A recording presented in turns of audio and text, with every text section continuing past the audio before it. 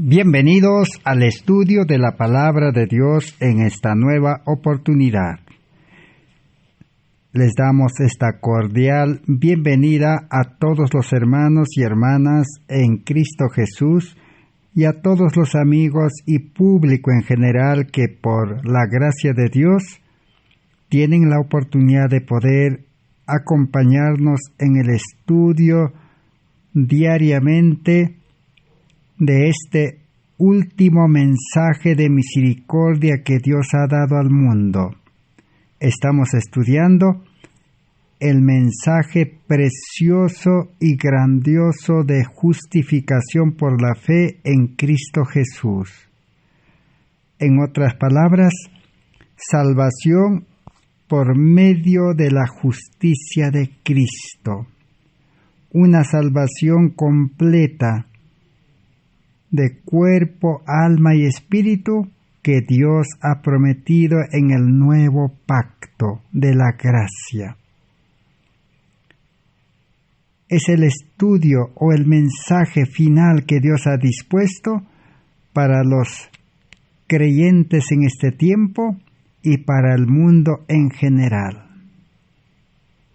Estamos estudiando esta serie de estudios. Estamos en el estudio número 571 de esta serie.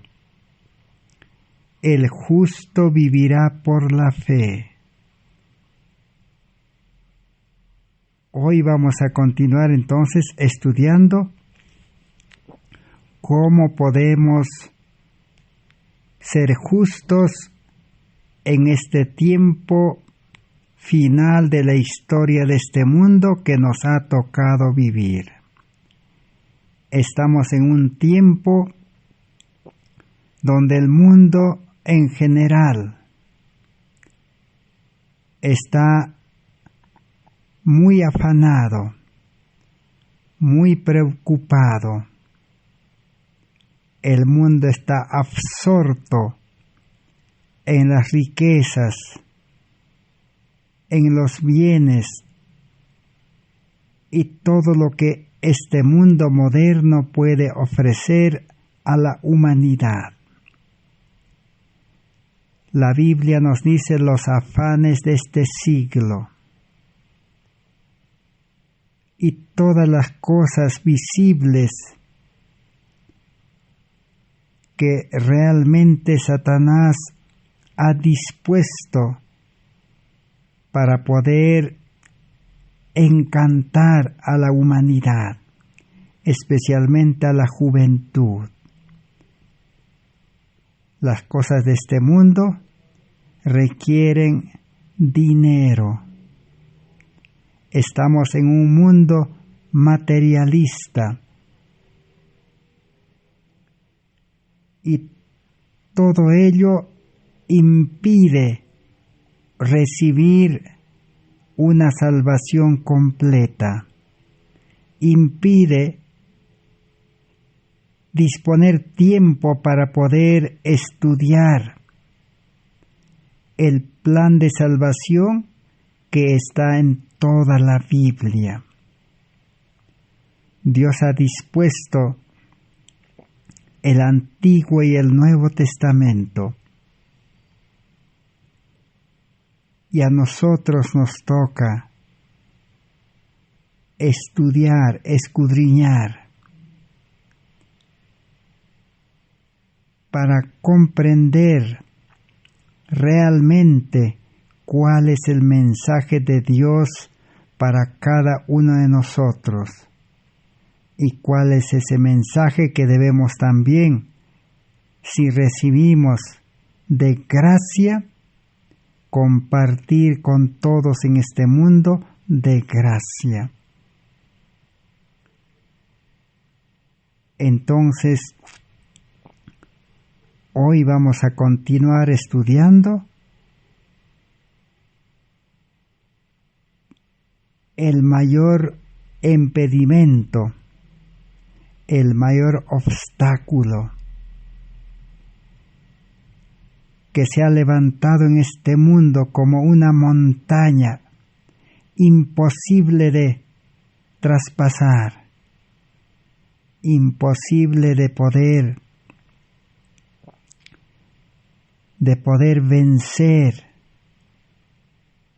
especialmente los afanes de este mundo, las riquezas de este mundo y todas las cosas visibles que el creyente necesita renunciar. La salvación que Dios ha dispuesto no es una salvación en el pecado, no es una salvación de seguir amando y seguir ocupándose en las cosas de este mundo como un esclavo. Una esclavitud moderna. Eso es lo que impide para que el creyente sea verdaderamente un verdadero religioso, un verdadero cristiano. La Biblia está llena de verdades, llena de conocimientos, donde nos muestran que la salvación es realmente una experiencia, una vivencia, una vida práctica que Dios quiere conceder a todo verdadero creyente. Cristianismo es recibir una vida nueva. Cristianismo es tener una mente nueva, un corazón nuevo, el amor de Dios, a Cristo morando en nosotros por medio de su representante, el Espíritu Santo. Cristianismo es recibir aquel manto inmaculado de la justicia de Cristo, que no tiene ningún hilo de invención humana. ¿Qué quiere decir? Recibir el carácter de Cristo, la imagen de Cristo como un regalo, pero en una nueva vida, en vida espiritual, lleno del poder del Espíritu Santo. Cristiano es aquel que debe vivir la misma vida que Cristo vivió en este mundo hace 2000 años atrás. Todos los días, impulsado por el amor, constreñido por el amor y dirigido, guiado por el Espíritu Santo, todos los días anunciar este Evangelio, enseñar el plan de salvación completo en Cristo Jesús y atender a los enfermos y llevarlos a Cristo, el médico de los médicos, para que Cristo pueda sanarlos de sus enfermedades físicas y solucionar también las enfermedades de la mente. Esa es la vida del cristiano. Pero ¿qué es lo que impide que hoy los líderes y todas las iglesias en el mundo, más de 34,000 iglesias, como refieren los historiadores, por qué todas esas iglesias no podemos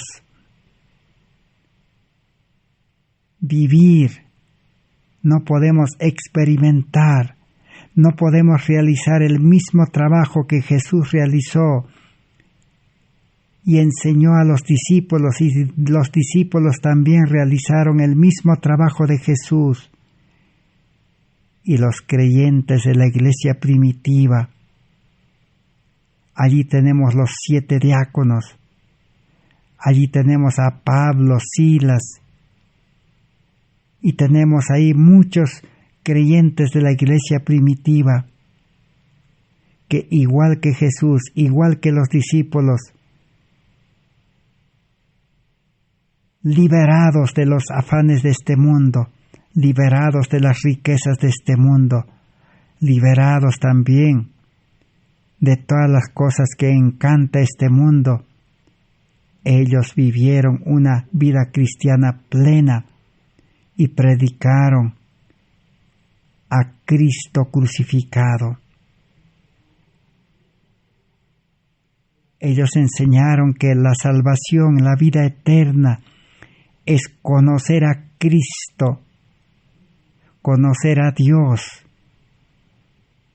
como Jesús lo presentó en San Juan 17:3.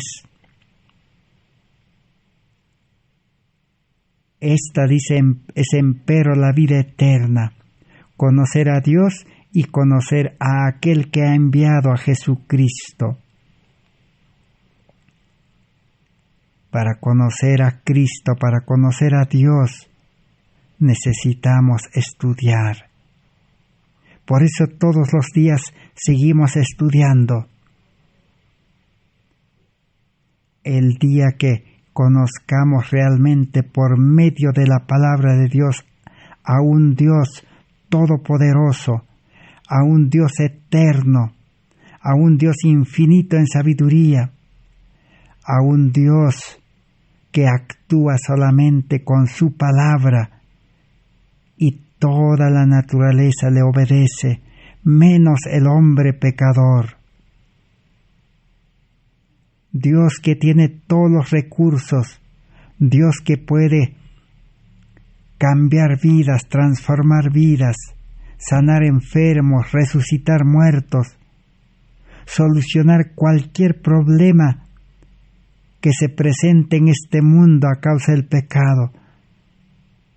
Para Dios todo es posible, dice.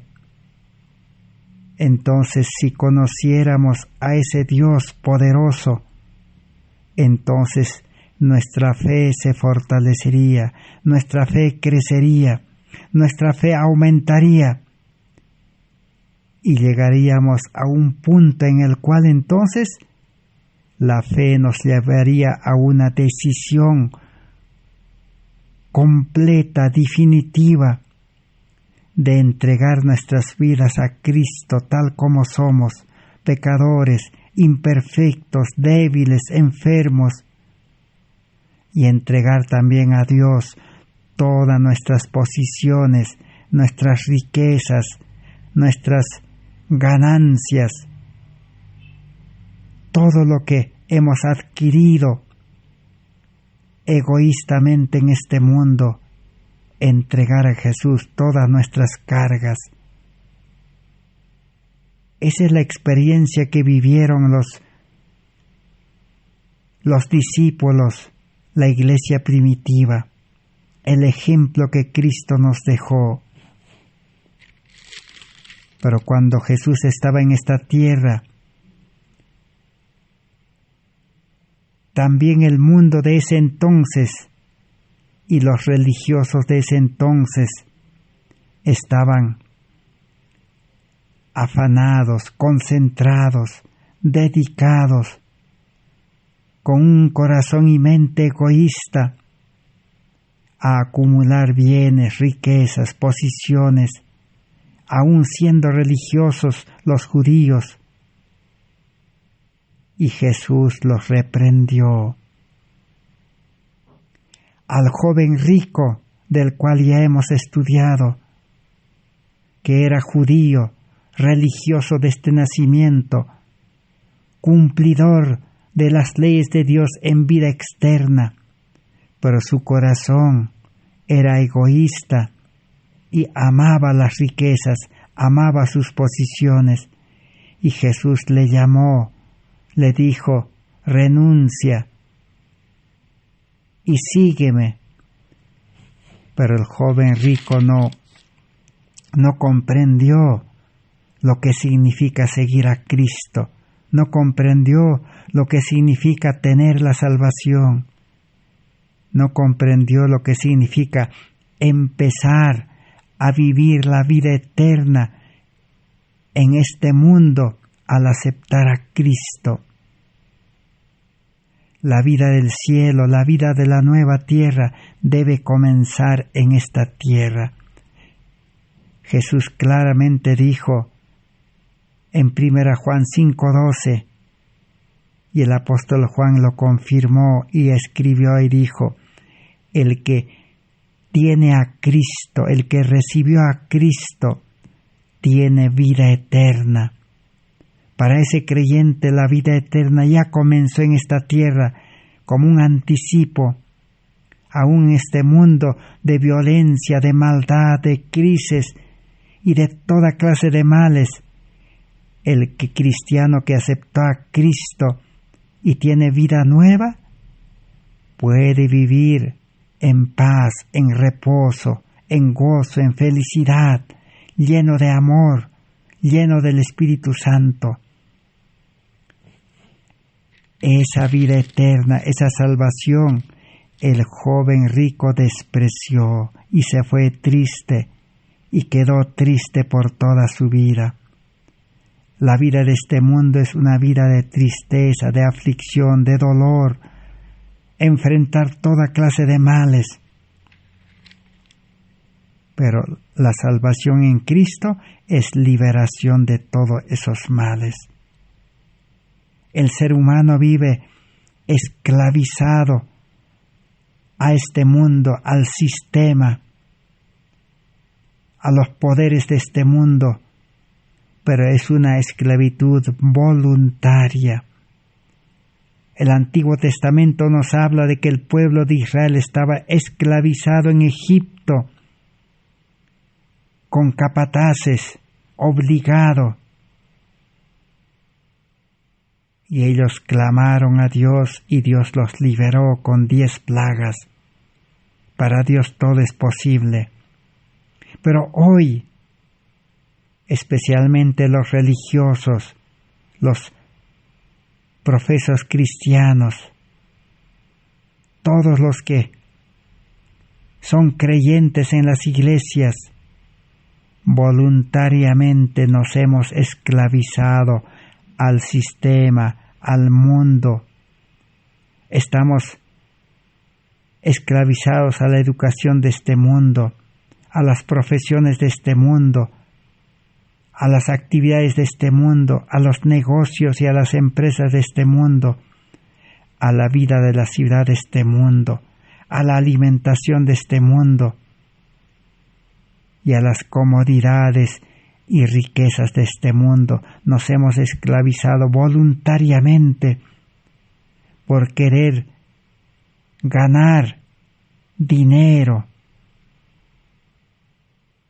y poder disfrutar momentáneamente, pasajeramente, de las cosas de este mundo con ese dinero, y todos esos disfrutes también traerán dolor y serán vanidad. Necesitamos en este tiempo estudiar y comprender y despertar, y ir a despertar también a otros creyentes que son nuestros hermanos, y ir a despertar al mundo entero. Y no necesitamos llegar a la conclusión que llegaron los discípulos.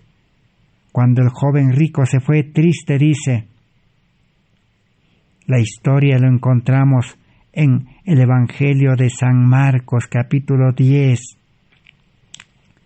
el verso 17 al 31, o en San Mateo 19, 1 al 12, o en Lucas 16,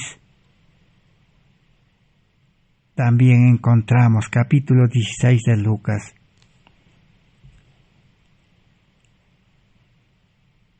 En el verso 22 de San Marcos capítulo 10 dice, pero el joven rico, afligido por esta palabra, se fue triste porque tenía muchas posiciones. Entonces Jesús, mirando alrededor, dijo a sus discípulos: «Cuán difícilmente entrarán en el reino de Dios los que tienen riquezas». Si usted, hermano, hermana, amigo, tiene casas, tiene tierras, tiene carros, tiene bienes, tiene dinero, tiene profesión, tiene negocios, empresas, el Señor Jesús nos dice: es difícil ser un cristiano verdadero con todo eso. Es difícil recibir la vida eterna y comenzar a vivir en esta tierra. Es difícil recibir la salvación, porque si uno recibe la salvación, tiene que vivir en esa salvación. La salvación es como recibir un traje nuevo. El que recibe un traje nuevo, ¿qué tiene que hacer? Tiene que estrenarlo, tiene que utilizarlo. Si uno recibe un carro nuevo, tiene que utilizarlo. Si uno tiene una casa nueva, tiene que vivir, estrenarlo. Así es la salvación. Si usted, hermano, hermana, quiere recibir la salvación, tiene que estar dispuesto a vivir en esa salvación, a ocuparse en esa salvación. Y la salvación es Cristo. Recordemos la historia de Zaqueo, aquel judío publicano, cuando aceptó a Jesús. Y Jesús dijo: hoy voy a estar en tu casa. Y cuando Jesús llegó a la casa de Zaqueo, ¿qué dijo? Hoy ha llegado la salvación a esta casa. ¿Recibió la salvación alegremente? Y Zaqueo, al recibir la salvación, ¿qué dijo? Jesús no le dijo que renuncie, que deje todas las cosas, su trabajo de cobrar impuestos.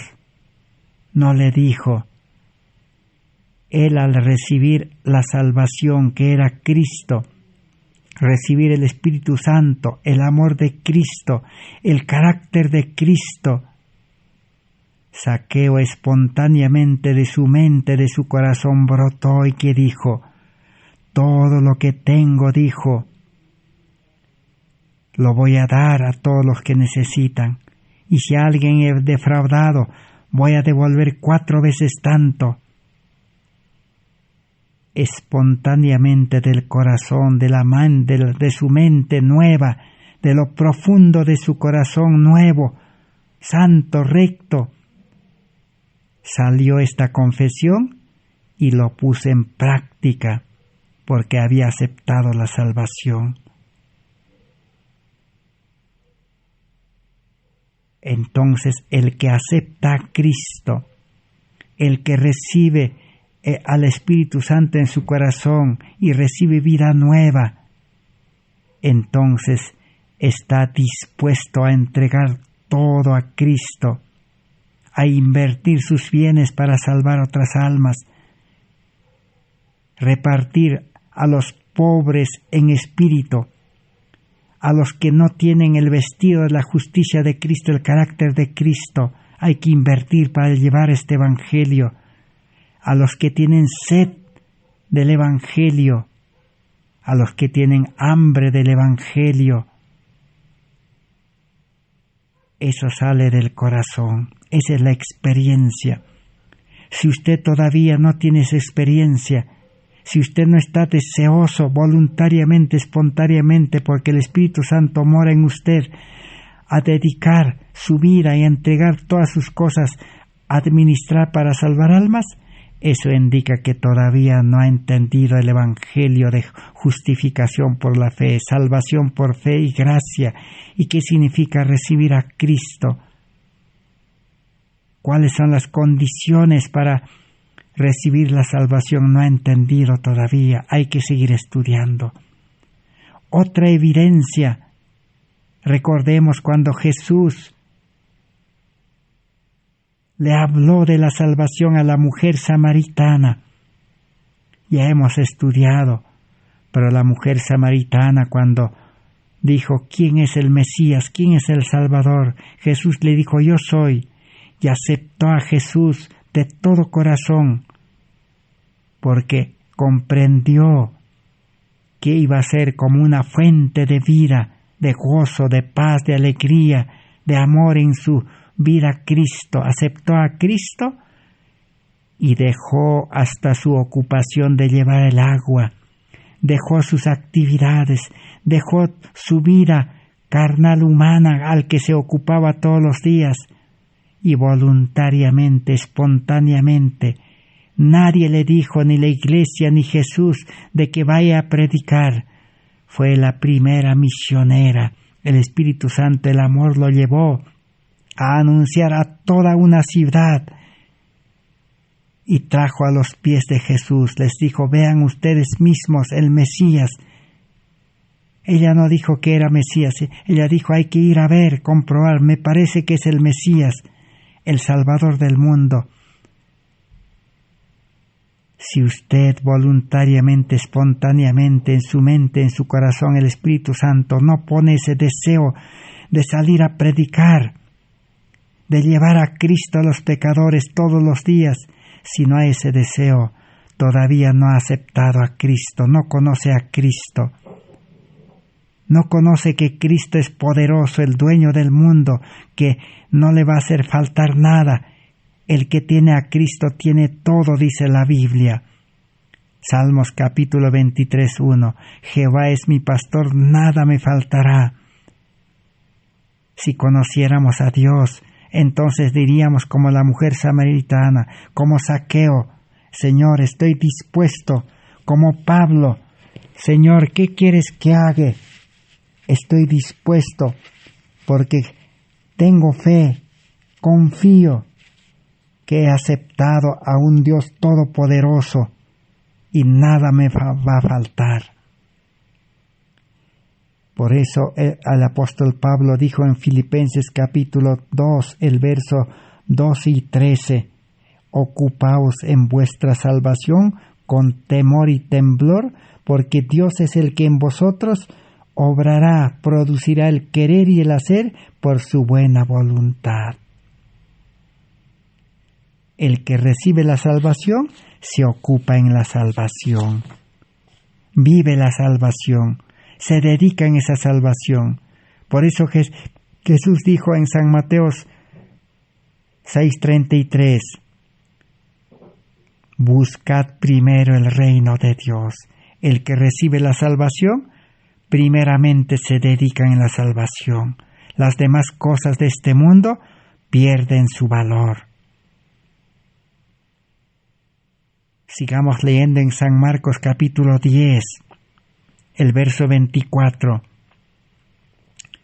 Los discípulos, al escuchar a Jesús que les dijo que para los que tienen riquezas, bienes es difícil, los discípulos se asombraron de sus palabras, pero Jesús respondiendo, volvió a decirles, hijos, cuán difícil le es entrar en el reino de Dios a los que confían en las riquezas. Si usted confía en su casa, en su carro, en su trabajo, en su negocio, en su actividad manual, va a ser difícil recibir la salvación y comenzar a vivir en esa vida nueva, en esa vida espiritual. Pero para el que cree, hay que diferenciar. Aquí Jesús dijo para los que confían. creen en las riquezas, en los bienes, en la educación, en los hombres, en las iglesias, los que confían, difícil. Pero ahora Jesús dijo en el versículo 25, lo contrario, lo fácil. Más fácil es pasar un camello por el ojo de una aguja que entrar un rico en el reino de Dios. Para el que desconfía, ya no cree en las riquezas, ya no cree en nada en este mundo, ya no cree ni en el yo, ni en el ego, ni en su preparación, ni en su suficiencia propia. Es fácil, dice. Es fácil entrar, dice, en el reino de los cielos. Así como para un camello es fácil entrar por los agujeros que existían en Jerusalén, esas puertas pequeñas donde los camellos pasaban, pero al camello tenían que descargarlo todo, y el camello se echaba y pasaba por esos agujeros pequeños que existían en Jerusalén, donde guardaban los camellos, los que venían a la fiesta de la Pascua. Así como el camello fácilmente entraba sin nada, así el que cree en Cristo, el que cree en la salvación, fácil, dice, pero para el rico que confía en sus riquezas, difícil, como al joven rico, les dijo Jesús. Así que para los que tienen fe en las cosas de este mundo, difícil. Para los que tienen fe en Cristo, fácil. 26. Ellos, dice, los discípulos se asombraron aún más, diciendo entre sí, ¿quién pues podrá ser salvo entonces? Entonces Jesús mirándoles les dijo, para los hombres es imposible, mas para Dios todo es posible. Todas las cosas son posibles para Dios, para el que confía en Dios, para el que tiene verdadera fe. No se puede creer a medias, mis amigos, hermanos. No podemos creer en la educación de este mundo, confiar en la educación del mundo, confiar en las actividades de este mundo, confiar en las actividades manuales, oficios de este mundo, no, y al mismo tiempo querer confiar en Cristo, en la salvación, no se puede. Eso se llama fe a medias, medio convertido. No se puede servir a Dios y a Mamón, imposible. Entonces Pedro comenzó a decir a Jesús, nosotros hemos renunciado a todo. He aquí que nosotros lo hemos dejado todo también y te hemos seguido. Pedro y todos los discípulos, aún Judas era judío también, dejó todo con Pedro. Los 12 discípulos habían renunciado primero y habían dejado todo. Pero ahora respondiendo Jesús les dijo, si ustedes han renunciado y han dejado todo, de cierto os digo que no hay ninguno que haya dejado casa, o hermanos, o hermanas, o padre, o madre, o mujer, o hijos, o tierras, por causa de mí y del Evangelio, que no reciba 100 veces más ahora en este tiempo.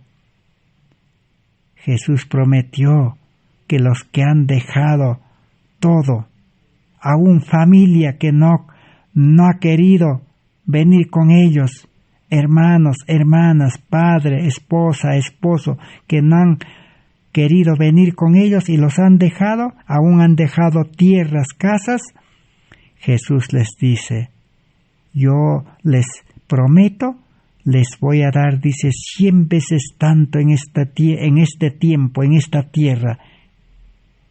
En otras palabras les dijo, les puedo dar aún 100 casas, 100 hermanos, 100 hermanas, 100 madres, 100 hijos, 100 tierras, pero con persecuciones, y en el siglo venidero la vida eterna. Dios, cuando promete, es fiel y cumple, pero la condición es estar dispuesto a abandonar, a dejar y seguir a Cristo.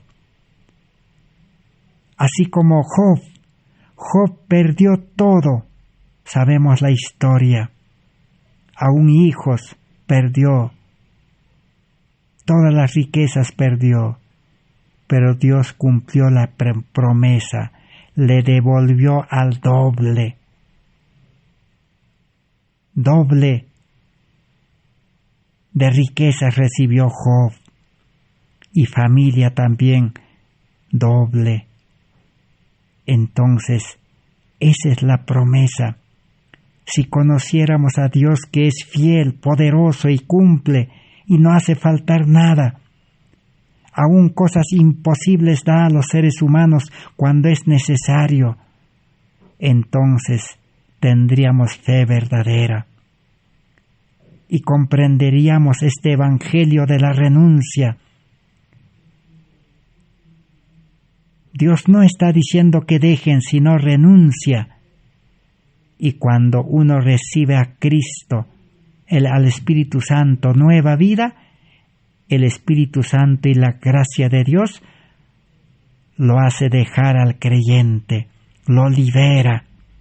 Aún puede mandar 10 plagas.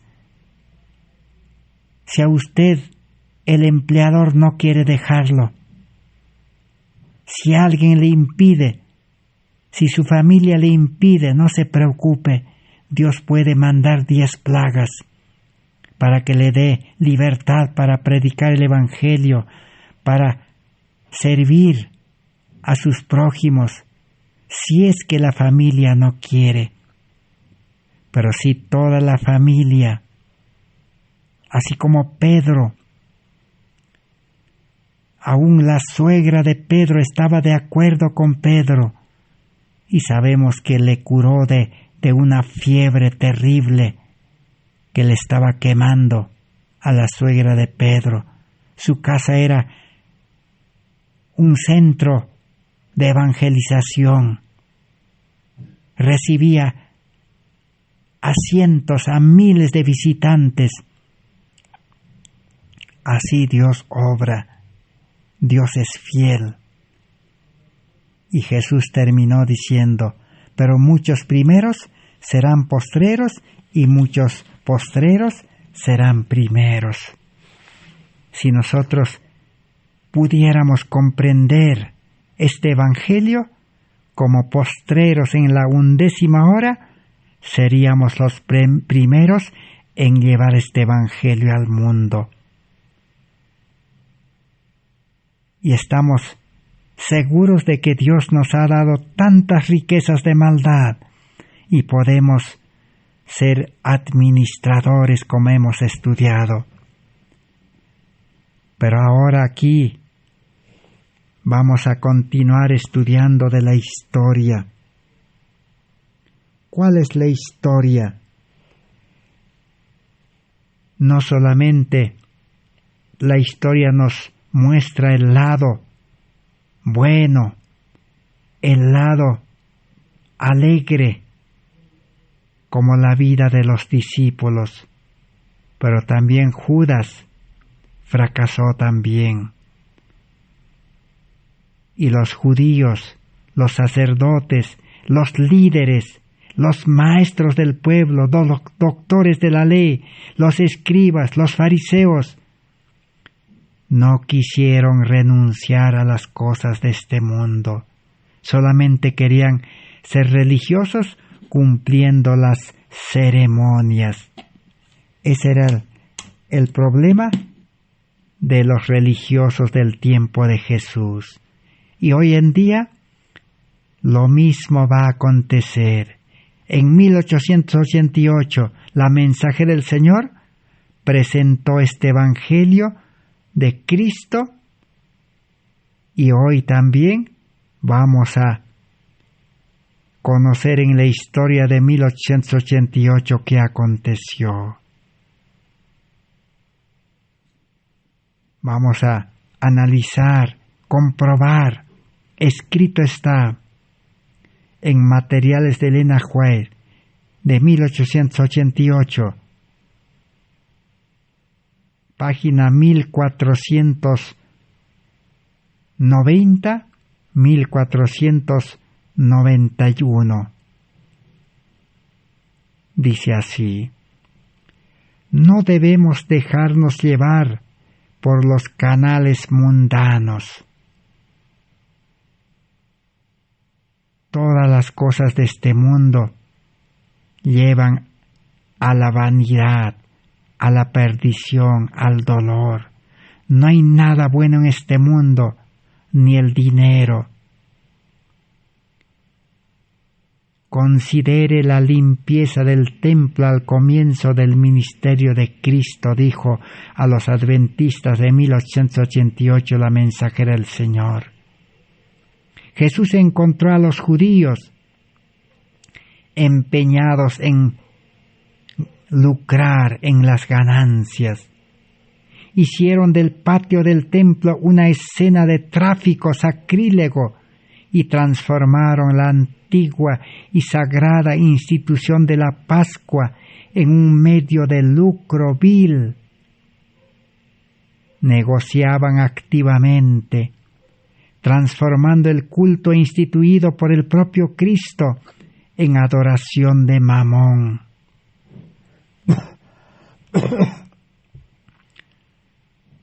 ¿Cómo estaba el mundo religioso en el tiempo de Jesús?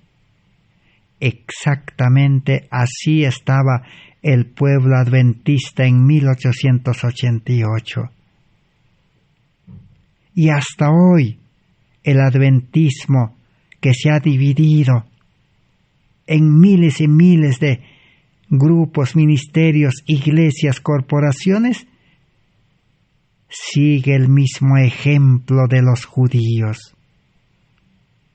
¿Cómo Jesús encontró a los religiosos? Empeñados en lucrar en las ganancias, en los negocios, activamente estaban en los negocios, dice, y al culto habían transformado, dice, al culto de adoración en negocio, en el culto a Mamón. ¿Y cómo era eso? De repente Jesús subió, dice, al templo de Jerusalén.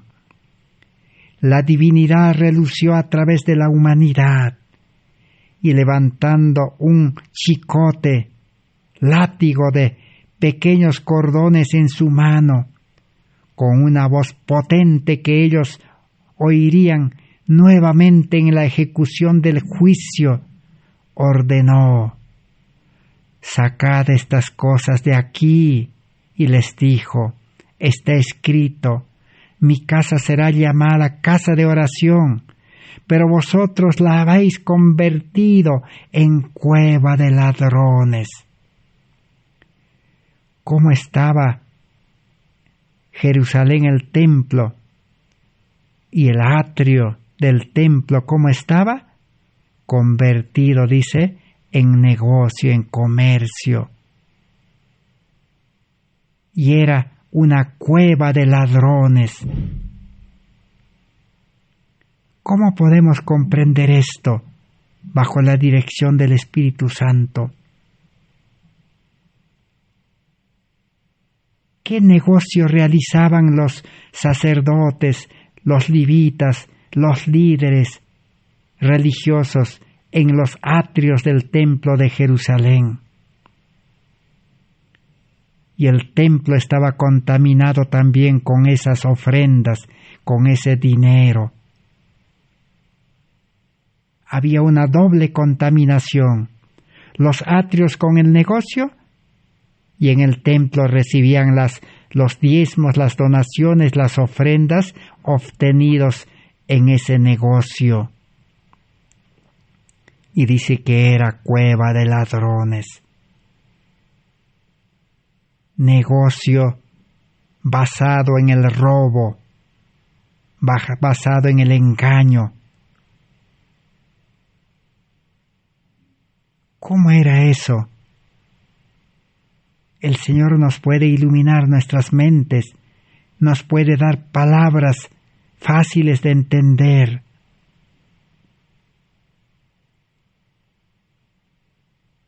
¿Cuál era el negocio en los atrios del templo? Todos los que conocemos la Biblia sabemos. No necesitamos leer la Biblia, no necesitamos relatar la historia. Hasta los niños saben la historia. ¿Cuál era el negocio? El negocio era vender animales limpios para el sacrificio allí en Jerusalén. Los judíos venían para la fiesta de la Pascua, traían dinero, pero el dinero tenían que cambiarlo en el dinero del templo. Y habían cambiadores sacerdotes. Y los otros que vendían ovejas, cabras, palominos, y recibían el dinero. Pero ese negocio era un negocio vil, un negocio de robo, de engaño. Aparentemente era un negocio santo porque aparentemente religiosos consagrados, líderes, hacían ese negocio. Si ese negocio era vil, era de robo, de engaño, en el atrio del templo, preguntémonos, seamos sinceros, hermanos y hermanas, ¿cómo serán los negocios que se realizan en el mundo? No en el templo ni en el atrio del templo, sino en el mundo. En el mundo dirigidos los negocios de la educación, de las empresas, dirigido por seres humanos inconversos, donde legiones de espíritus malos moran en los seres humanos que no conocen este evangelio, y los que también rechazan este evangelio son los que manejan este mundo. Entonces esos negocios son peor que los negocios que se realizaban en el atrio del templo. Esa es la idea. Pero ahora, ¿cuál es la lección que podemos sacar? ¿Cómo hoy se está cumpliendo? ¿Cómo se cumplió en 1888 esto?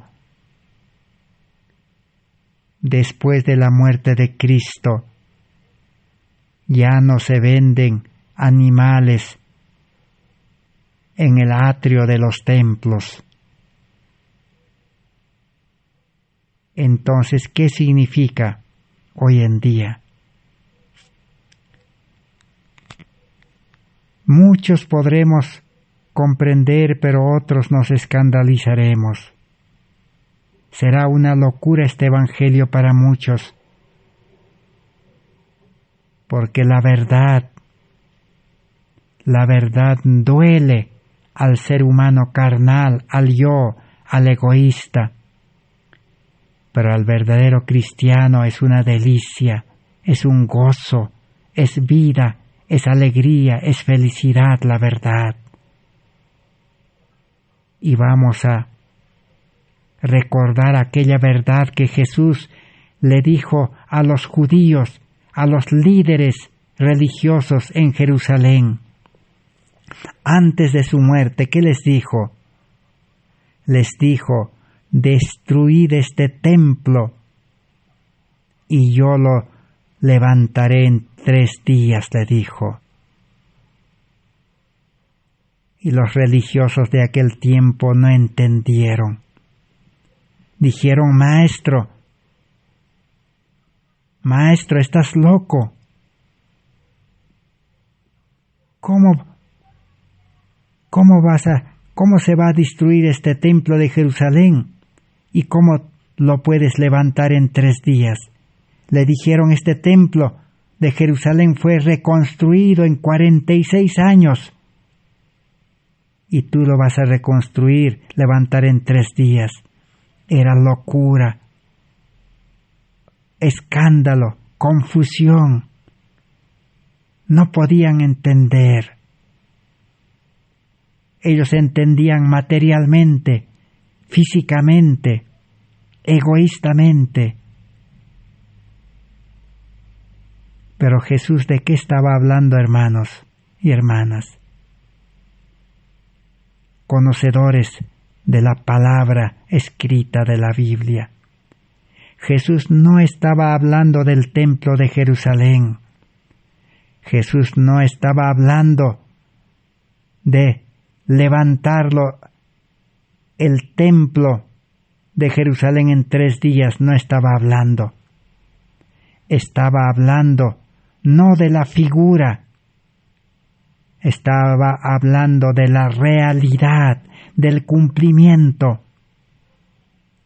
¿Quién era el verdadero templo, el verdadero santuario? Era Cristo. Y Cristo era el verdadero Cordero también. Y Cristo era el verdadero sacerdote también. Y Cristo era el verdadero templo. A Cristo lo iban a destruir y Cristo iba a resucitar al 3er día. Y Cristo tenía, mis hermanos, los estudiosos, los jóvenes estudiosos, los científicos, podemos decir, los sabios en la iglesia, saben que el ser humano, Jesús había tomado naturaleza humana, carne humana, pero por la madre, por María, tenía la carne humana. Y nosotros sabemos que un ser humano nacido en este mundo, ¿cómo se forma el ser humano? ¿Cómo se gesta una nueva vida? El ser humano tiene 46 cromosomas. Qué coincidencia, el templo de Jerusalén reconstruido en 46 años. Es otro estudio, en otra oportunidad podemos estudiar. Eso es para comprender la aplicación. Jesús no estaba hablando del templo visible, de material, de oro, de plata, de mármol. No, Jesús estaba hablando de su cuerpo, de su vida, de la vida espiritual. Entonces, esta lección de la purificación del templo, donde Jesús demostró claramente que el templo no debe contaminarse con los vendedores, los compradores, afanados en el dinero, porque el dinero está instituido bajo el principio del robo, del engaño, de la mentira. El templo no debe contaminarse, ni afuera del templo. Eso es lo que Jesús estaba diciendo con las riquezas, con los bienes de este mundo.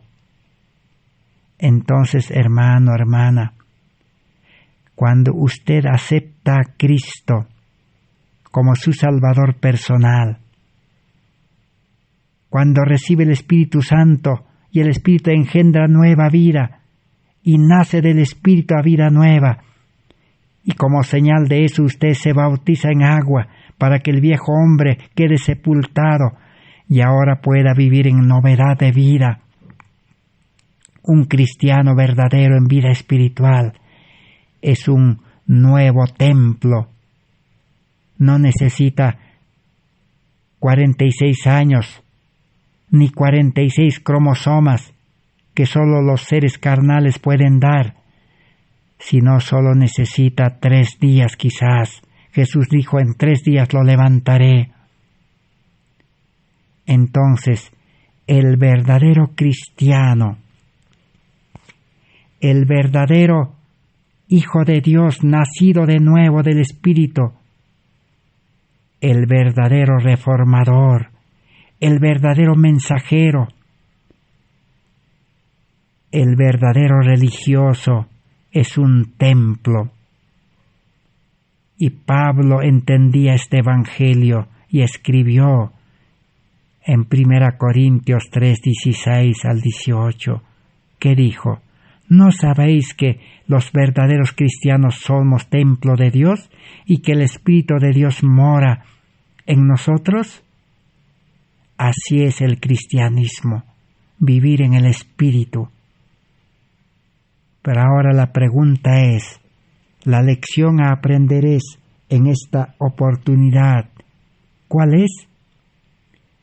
Que un verdadero cristiano, que es templo del Dios viviente, santuario viviente, porque Cristo mora en él, no debe ser contaminado con los negocios, con las actividades comerciales, con el afán del dinero, el lucro, los sueldos.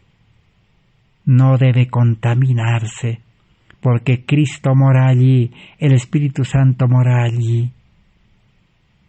Por eso, para recibir la salvación, la vida eterna, la vida nueva, necesita renuncia, dispuesto a abandonar el mundo con todo y vivir para Cristo y administrar las riquezas de maldad para salvar almas. Y Jesús, ¿qué dijo a los sacerdotes? Sigamos estudiando ya para terminar. Los sacerdotes y gobernantes lo veían como si fuese un ángel vengador a Jesús, tal como el que guardaba el camino para el árbol de la vida. Hoy, ese trabajo sacrílego está siendo más que repetido. En 1888, el pueblo adventista, desde el líder principal, Jorge Butler, Urias Smith y más de 90 delegados, pastores, ministros de todo el mundo, los más prominentes, no quisieron ser templo de Dios y ser purificado de los negocios, de las actividades y de todo afán de este mundo. Por eso rechazaron el mensaje de justificación por la fe y rechazaron a los mensajeros. Se está repitiendo también hoy en día, dice. Hoy nosotros vamos a repetir también. Pero tenemos la opción como los discípulos, decir como Pedro y los 12 discípulos. Aún Judas también dijo: Maestro, nosotros hemos renunciado y hemos dejado todo, aún familia. Ese es el verdadero camino, la verdadera salvación. Habrá mensajes transmitidos y aquellos que rechacen los mensajes que Dios envió oirán declaraciones más sorprendentes. El Espíritu Santo investirá el anuncio con una santidad y solemnidad que parecerá terrible a los oídos de los que no escuchen los apelos del amor infinito y que no hayan respondido a las ofertas de perdón y aceptación y salvación.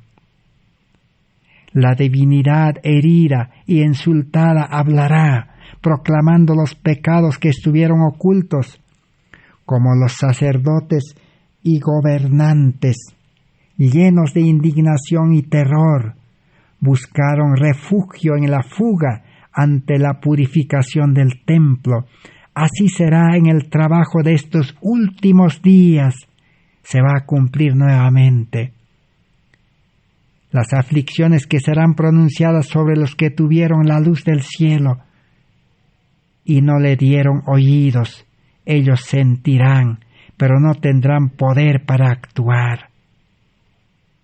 Así como a los judíos que no entendieron esa lección espiritual, ellos entendieron materialmente y se perdieron. Y las aflicciones fueron terribles en el año 70 cuando Jerusalén fue destruido. Y también para el adventismo y para todos los adventistas y para todo el mundo religioso, protestantes, evangélicos, católicos. Si no comprendemos este evangelio, será terrible los dolores y los ayes que tendremos que enfrentar en las últimas horas de la historia de este mundo. Esto es representado, dice, en la parábola de las vírgenes sabias y fatuas. Ellas no pueden obtener un carácter de las vírgenes sabias y no tienen aceite de la gracia para discernir la clara luz o aceptarla para que puedan juntarse a la procesión que va para la cena de las bodas del Cordero. Página 1535. Dios quería que su templo no más fuese una cueva de ladrones y de cambistas. Él desea que sus siervos sean hombres de piedad y esfuerzo sagrado. Eso es verdadero cristianismo. Así el Evangelio debe predicarse en nuestro mundo hoy en día. Página 1494, para terminar. Hoy, como en los días de Cristo, Satanás gobierna las mentes de muchos. ¿Con qué gobierna? Con las actividades de este mundo. ¡Oh! Que su terrible y temible obra pudiese ser discernida y resistida. El egoísmo tiene principios pervertidos, ha confundido los sentidos y oscurecido el juicio. Parece tan extraño que a pesar de toda la luz que brilla en la palabra bendita de Dios, deban existir tales ideas extrañas, tal alejamiento del espíritu y la práctica de la verdad. El deseo de alcanzar grandes salarios con la determinación de privar a otros de los derechos que Dios le dio, tiene su origen en la mente de Satanás. En la mente de Satanás se originó todo el sistema de este mundo, aún la agricultura. Todo está contaminado por el engaño, la mentira, el lucro, y por la desobediencia a su voluntad y medios. Los hombres se colocan bajo la bandera de Satanás. Poca dependencia puede ser colocada en aquellos que cayeron en esa trampa, a menos que sean completamente convertidos y renovados, porque fueron leudados por los principios errados que no pudieron percibir que eran mortales en sus afectos. La única solución es nueva conversión, nuevo nacimiento, renuncia, disposición a abandonar, entrega total de nuestra vida física, mental y espiritual, y entregar todo el 100% de nuestras riquezas para recibir una vida nueva, un templo nuevo, purificado, sin compradores, sin vendedores, para que no sea, dice de nuevo, cueva de ladrones, nuestra mente, nuestro corazón, nuestra vida. Hoy en día entonces, todo religioso, todo adventista, evangélico, protestante, católico, que todavía se ocupa a las cosas de este mundo, todavía su templo es cueva de ladrones, negocio vil. No tienen el carácter de Cristo, son como las vírgenes fatuas, insensatas, que no tenían Espíritu Santo, que no tenían gracia, no tenían el carácter de Cristo. Y en la noche oscura de este mundo habrá, dice, fracaso en la vida espiritual. Que Dios bendiga su palabra. Gracias por vuestra atención. Aún hay gracia para nosotros. A tiempo llega este mensaje, y este mensaje debe ser proclamado en alta voz, porque nos va a liberar de nuestra ruina y del pecado. Gracias a Dios. Amén. Así sea, Señor. Será hasta el próximo estudio.